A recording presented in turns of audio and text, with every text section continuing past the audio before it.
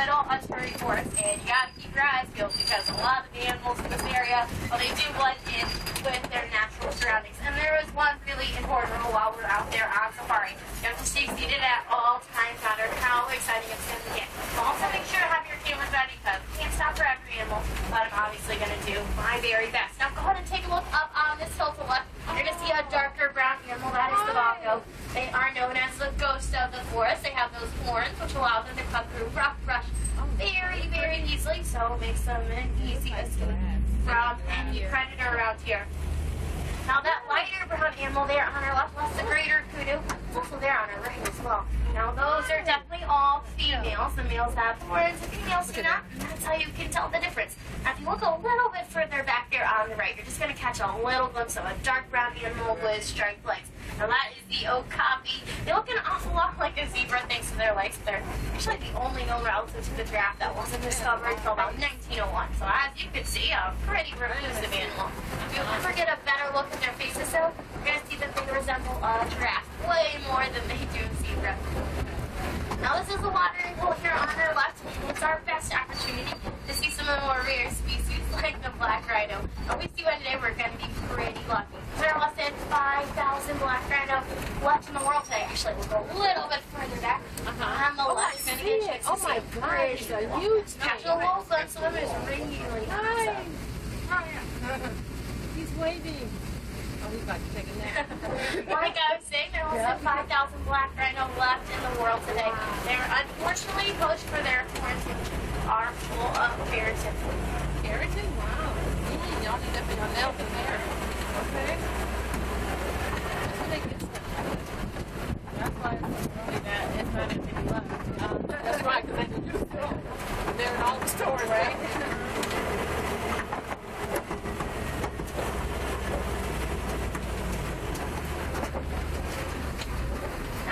Heading to the Safari River. That's typically where we can find some hippos floating around.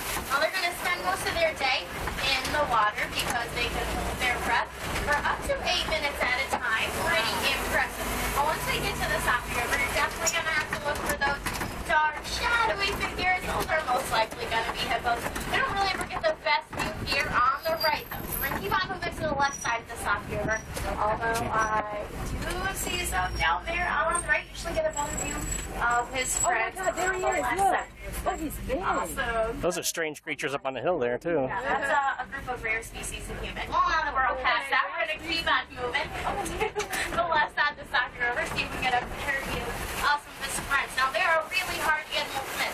They're going to weigh over 5,000 pounds, and that's because they eat up to 150 pounds of food a day. Now, while we're on our way up there, look on and around that island, you're going to see a group of white birds with the pink-backed pelicans. Now, they get their name from the pink color. They're going to turn during mating season, and they're carnivorous. So they'll eat anything they find around here. Definitely, look, those are definitely hippos down there. That's a whole lot of them. Now, a group of hippos, it is appropriately called a float. A float? Yeah, a float. Oh, a float. Cool.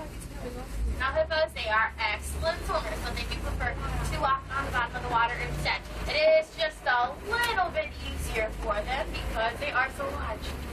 Wow. You got a big vulture problem. Yeah, there's nothing we can do about these non-native afterwards. Now we're getting ready to cross one of the oldest and, in my opinion, most dangerous bridges in all of Barrett. So I always get a little bit nervous. I want to make sure that everyone's safe. Oh no, there are definitely some Nile crocodiles down below. So it's really important we're all staying seated. You believe it's going about 10 miles per hour, but their jaws can exert up to 2,000 pounds of pressure per square inch. So definitely not an animal I feel like running into today. When it gets really hot out here, though, they're going to open up their jaws. That'll help expel some of the heat that they contain, but it definitely looks a little bit hungry. Try our best to get on out of here. We're going to be leaving one ecosystem to enter a completely different one, and it is home to a completely different animal. Now, speaking of completely different, take a look here on the right. You're going to see that baobab tree.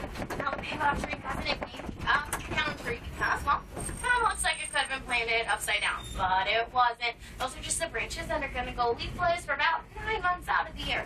It's It's going to survive long periods of African drought by storing over 1,000 gallons of water in that very trunk. But don't worry, we get crazy with that one. And almost certain there are a few more available operating along the rest of our safari. So I want to go ahead and officially welcome y'all to the Serengeti grassland. Go ahead and take in this view. This is especially beautiful at this time of the day. Now, the Serengeti stretches for hundreds of thousands of miles across eastern Africa. Actually serve as the super highway for millions of migrant animals here, which is why we're going to be so hard out here at Harambe to protect this thing. Well, that looks like some animals have migrated through pretty recently. We hope to get around all this land, and we're going to get a better view of that eland there on our right. Now, the eland's actually the tallest antelope here in Africa. At about shoulder length, they're going to stand about 6 feet tall. Hopefully, we're going to get a better view of those horns, though. They are twisted right now. When they were born, their horns are actually straight, so they began to twist more and more as they began to get bigger. Oh my gosh, every time I see a giraffe, I think of Hangover 3. The giraffe head got chopped right off.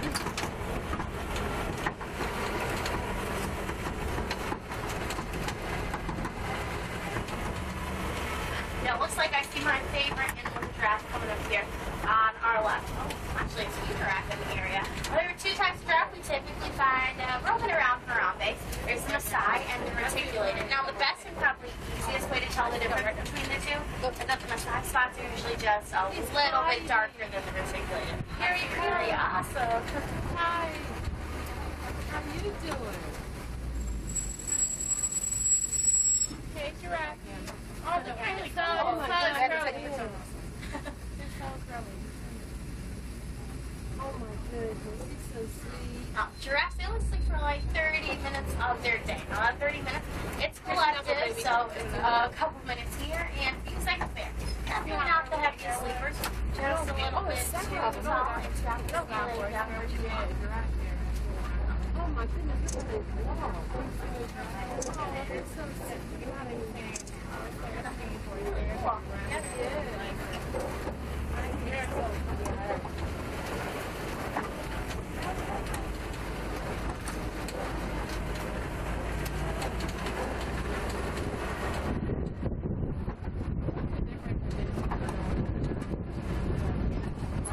Now, all these giraffes in the area are most definitely Maasai ones. You've seen them both up close up.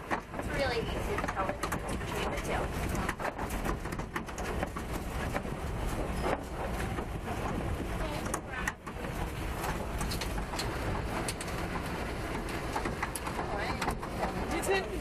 That group of great horned animals there are actually the white-bearded wildebeest, and they get their name from the Afrikaans word meaning wild beast, tough translation. And then you see that dark brown cattle up on that hill to our right. It's actually the Collie cattle. We'll get around so we get a better view of all these animals. Now, when the horns on the Collie cattle, they're going to get up to about 6 feet in length and 20 inches in circumference. So they'll serve as a cooling mechanism for them because they are full of blood vessels. Now, the Collie cattle is the only domesticated animal we find roaming around this reserve, actually also known as the Watusi cattle, after the Watusi tribe of Africa. Now, if you look in all those trees on the right, you're going to see reticulated giraffes. Hopefully you can tell the difference. And then that smaller animal there on the right, that's actually the springbok. So they only weigh about 100 pounds, but when they're alarmed, they're going to spring up to 11.5 feet in the air repeatedly. Quite a sight. Well, I want to see it. It was pretty. Can you scare them so they could do it? I prefer not to. What's really funny is when the giraffe kind of like chases them away. I don't know why they do that, but there was one morning I was out here and seeing them run and jump. It's so beautiful, honestly.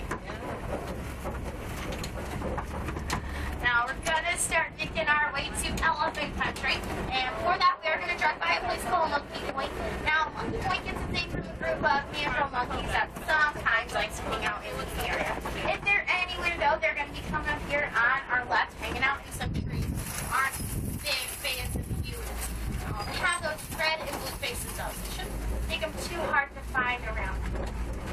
Oh, but wait a minute, looks like there's definitely an elephant there on our right. So now, once we're in elephant country, we're gonna get a better chance to see some females and possibly even some babies. But this is really cool. Look on your left, you're gonna see the dominant male of the troop from Lion King, and and his face are Yeah, both very brightly colored. That's what I'm It's gonna get up to about 100 pounds though. It's the largest monkey you have here in Africa. I forgot his name. We are almost to elephant country.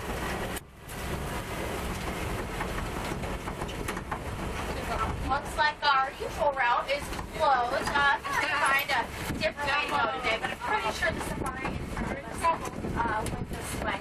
Now, before we get to elephant country, though, I think you all should know that the